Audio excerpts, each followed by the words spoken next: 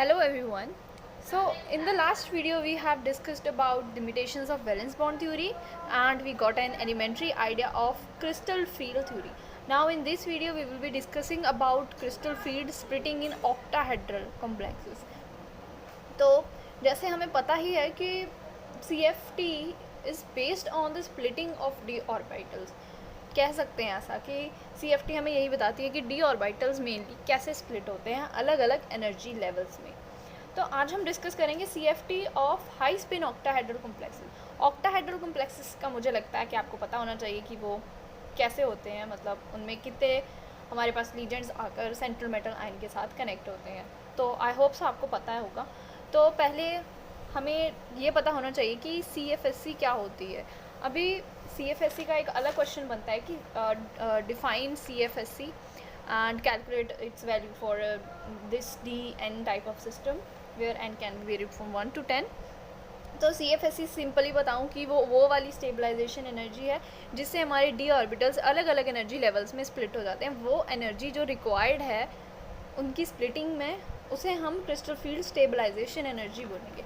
अभी आपको पता होगा कि जो हाई स्पिन कॉम्प्लेक्सेस होते हैं, हाई स्पिन कॉम्प्लेक्सेस किन्हें बोलते हैं, जिनमें high number of unpaired electron present होते हैं। तो अभी हमने वही चीज़ डिस्कस करनी है। ये तो छोटा सा आइडिया था कि क्वेश्चन में जो आपको पूछा गया है, अगर आपको वो ऐड ऑन करना है आंसर में तो आप लिख सकते हैं दैट हाई स्पिन कॉम्प्लेक्सेस के बारे में लिख सकते हैं थोड़ा सा, और CFSC को डिफाइन करना है ऊपर। वो क्वेश्चन मैंने अलग बनाया क्योंकि वो अलग एग्जामिनेशन पॉइंट ऑफ व्यू से आता है। ये वाला अलग है, ये 2 मार्क्स में पूछा जा सकता है।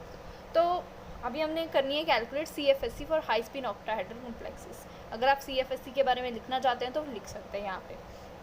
अभी देखो, जैसे हमें पता है कि जैसे जैसे सेंट्रल मेटल आयन को हमारे लीजेंड्स अप्रोच करते हैं तो जो डीजनरेट स्टेट होती है सेंट्रल मेटल आयन की d ऑर्बिटल्स की, वो क्या होती है, डिस्टर्ब हो जाती है।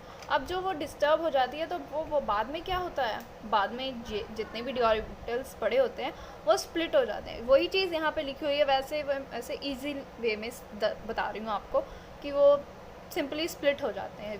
वो सब ये तो थ्योरी वाला है लिखने वाला, वो आपको पता चली जाएगा। अब यहाँ पर क्या हो, जो सेंट्रल मेटल आयन की हिपोथेटिकल एनर्जी थी डी ऑर्बिटल्स की, वो क्या हो रही है, वो यहाँ जब वो स्प्लिटिंग होने शुरू हो जाती है, जैसे लीजेंड ने अप्रोच किया, स्प्लिटिंग हुई, वो जो एनर्जी थी वो भी इंक्रीज़ हो जाती है। ठीक है, अभी देखो ये तो हमारे पास थे d ऑर्बिटल्स पड़े हुए, d ऑर्बिटल्स। अभी आपको पता होगा कि d ऑर्बिटल्स कौन से होते हैं। There are 5 types of d orbitals, जिनको आगे हमने T2G और EG सेट में डिवाइड कर रखा है। जैसे जो T2G set of d orbitals है वो होता है non axial of t orbital, non axial set of d orbital. अब नॉन एक्सियल इसे हम क्यों बोलते हैं, क्योंकि ये हमारे एक्सिस पे प्रेजेंट नहीं होते हैं। जैसे DXY, ये क्या होता है, x एक्सिस पे और y एक्सिस पे प्रेजेंट नहीं होता है, और जो YZ वाला है वो भी एक्सिस पे प्रेजेंट नहीं होता है, ये in between the axis present होते हैं। इसीलिए इन्हें हम बोलते हैं T2G set of orbitals, d orbitals, DXY, DYZ and DZX, they are T2G। ठीक है, ये पता चल गया। अभी EG सेट ऑफ ऑर्बिटल्स होते हैं एक्सियल सेट ऑफ ऑर्बिटल्स। अब देखो DX² minus Y², x² minus Y² जो हमारा ऑर्बिटल्स प्रेजेंट होंगे वो ऑन द एक्सिस प्रेजेंट होंगे, इसीलिए इन्हें हम क्या बोल रहे हैं, EG set of d orbitals, क्योंकि ये एक्सिस पे प्रेजेंट है। और ये है हमारा DZ²। I hope you can see this. तो ये तो हमने ये ऑर्बिटल्स जिनमें वो स्प्लिट हो रहे हैं एनर्जीज जाकर, वो हमने देख लिया। ये T2G सेट है, ये नीचे आ जाता है क्योंकि इनमें देखिए जब लीजेंड अप्रोच करेगा, अभी लीजेंड तो यहाँ से अप्रोच करेगा तो यहाँ पर रिपल्शंस बहुत कम हो रही हैं, तो इनकी एनर्जी क्या होगी, इनकी एनर्जी डिक्रीज़ कर जाएगी, और ये वाले जो हैं नहीं, इनकी एनर्जी इंक्रीज़ करेगी।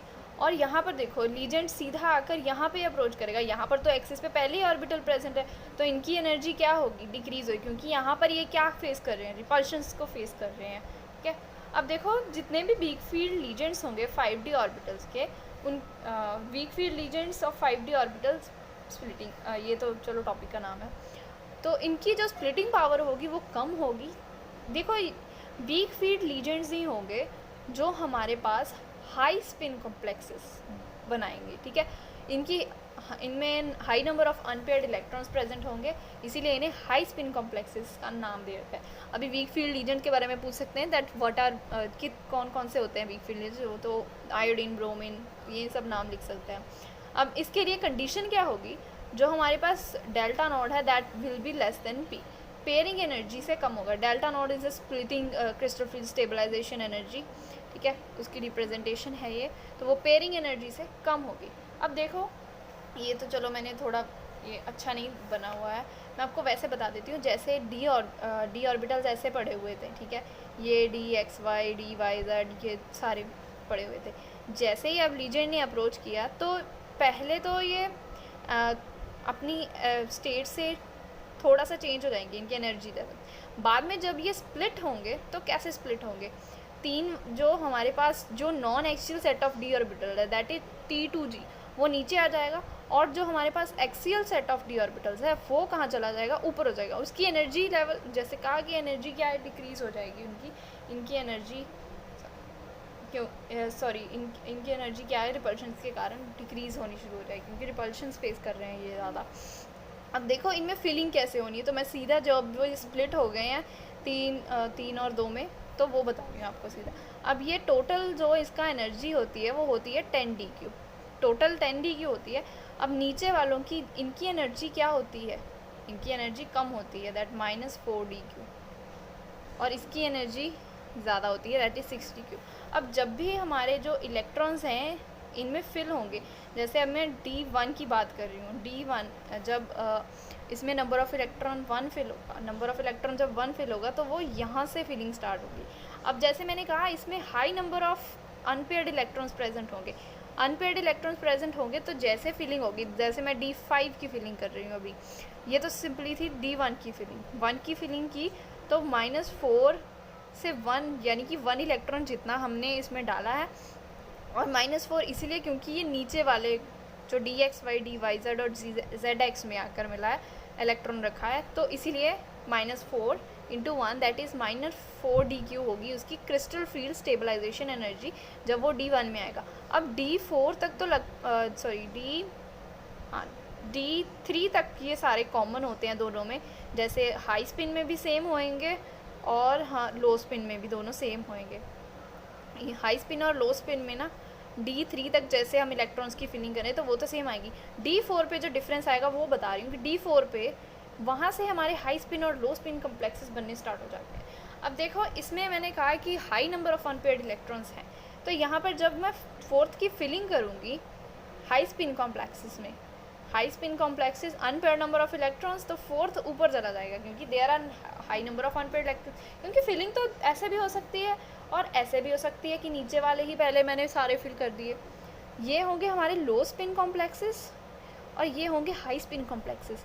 इसमें T2G में कितने बड़े हैं, 3, ठीक है, T2G में 3 बड़े, EG में कितने हैं, 1। ऐसे आपको डायग्राम बनानी है। अब मैं अकेले अकेले की बना के नहीं दिखा सकती, सॉरी, अब एनर्जी भी बता ही देती हूँ कि कैसे कैलकुलेट करनी है। एनर्जी कैलकुलेट करनी है -4 × 3 + 6, that will be what, 6 DQ। तो इसकी एनर्जी कितनी आएगी 4 वाले की, -6 DQ। क्या ये हो गया। अब इसके बाद हाई स्पिन कॉम्प्लेक्सेस मुझे लगता है कि आप कैलकुलेट कर पाओगे, जैसे मैंने इसमें डाल दिया, फिर -12 DQ + 12 DQ, इसकी एनर्जी क्या आएगी 0। ज़्यादातर कैलकुलेट करने के लिए D5 की ही आती है। तो आपको क्या करना है, क्वेश्चन पहले आपने बता देना कि इसमें किन किन ऑर्बिटल्स में स्प्लिटिंग हो रही है, फिर crystal field stabilization energy calculate कर देनी है। ये वाला जो डायग्राम, वैसे ये प्रॉपर ऐसे बनेगा कि पहले 5 ऑर्बिटल्स पड़े हुए थे, फिर उनकी एनर्जी शिफ्ट चेंज हो गई और फिर वो 2 एनर्जी लेवल्स में स्प्लिट हो गए। तो यहाँ पर आपको पूरी एनर्जी भी बतानी है कि कितनी कितनी एनर्जी में वो आपस में स्प्लिट हुए हैं। तो ये तो हो गए हमारे हाई स्पिन कॉम्प्लेक्सेस। अब बात करते हैं लो स्पिन कॉम्प्लेक्सेस की। ये आपने ना साथ में ये T2G में कितने इलेक्ट्रॉन फिल किए हैं वो उसकी पावर में लिख देने हैं, और EG में जितने इलेक्ट्रॉन फिल किए हैं वो उनकी पावर में। अब D4 के बाद ना ये वाली जो पावर्स हैं ये हाई स्पिन और लो स्पिन कॉम्प्लेक्सेस में दोनों में डिफ़र करेंगी, क्योंकि जब हम हाई स्पिन कॉम्प्लेक्सेस की बात कर रहे हैं तो हम फीलिंग ऊपर भी कर रहे हैं, तो यहाँ से EG1 स्टार्ट हो जाएगा। लेकिन जब हम लो स्पिन कॉम्प्लेक्सेस को देखेंगे तो वहाँ पर नीचे से ही फीलिंग होगी। तो पहले T2G यहाँ पर 6 कंप्लीट होगा, उसके बाद EG1 में स्टार्ट करेंगे फीलिंग। तो वो भी मैं थोड़ा सा डिस्कस कर ही देती हूँ कि वो कैसे होगा। अब कर रहे हैं splitting of central metal ion under the influence of strong electric field. अब स्ट्रॉन्ग इलेक्ट्रिक फील्ड में क्या होगा, CFSE would be greater than pairing energy. Pairing energy से हमारी जो एनर्जी है, जो डेल्टा नोड है, वो ज़्यादा आएगा, ठीक है, मीन पेयरिंग एनर्जी से। अब ये जो लो स्पिन कॉम्प्लेक्सेस है, मतलब यहाँ पर few number of unpaired electron. एक ये चीज़ भी आप याद कर सकते हैं कि few number of unpaired electron है, मतलब हम नीचे से पहले सारे फिल करेंगे, उसके बाद ऊपर जाएंगे। मतलब यहाँ पर अनपेयर्ड इलेक्ट्रॉन थोड़ी ना कोई बचेगा, पहले यही फिल होंगे, मतलब less number of unpaired electron. अभी चलो फर्स्ट 3 तो दोनों में सेम ही आएंगे, सेम ही एनर्जी होंगे, लेकिन यहाँ से एनर्जी डिफ़र करना स्टार्ट करेगी, क्योंकि यहाँ पर T2G4, फिर 5, फिर 6 के बाद जाके EG1 स्टार्ट होएगा। वैसे ही कैलकुलेट करेंगे दैट T2G6 है तो 6 इंटू -4 करके प्लस, देखो ऊपर कोई इलेक्ट्रॉन नहीं पड़ा हुआ अभी, तो यहाँ पर वैल्यू तो 0 ही होगी, that will B -24 DQ। I hope you understand this topic. अभी एक लास्ट क्वेश्चन है, तो सही करवा देती हूँ, थोड़ा लंबा हो जाएगा वैसे। चलो ये हम नेक्स्ट वीडियो में डिस्कस करेंगे, ये थोड़ा लंबा है क्वेश्चन और ये एग्ज़ाम में आ भी जाता है। इसको अलग अलग करके कैलकुलेट करते हैं, थोड़ा इसमें थ्योरेटिकल पार्ट भी लिखना होता है। So thank you for watching the video.